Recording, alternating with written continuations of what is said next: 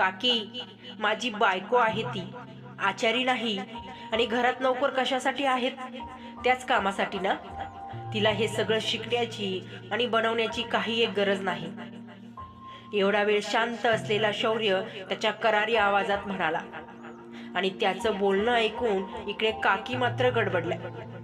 हो हो, अगदी बरोबर बोललात तुम्ही. मी आणि दीदी तरी कुठे जास्त किचन मध्ये जातो. काकी वरवर हसत म्हणाल्या. मॉमने नकारार्थी मान हलवली. निखिल, आज ऑफिसला जाताय ना? पप्पा निखिलकडे पाहत म्हणाले. हो काका, नाश्ता झाला की निघणारच आहे मी.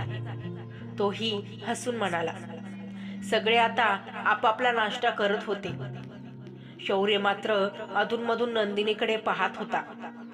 ती शांत खात होती, पण कुठेतरी हरवल्यासारखी वाटत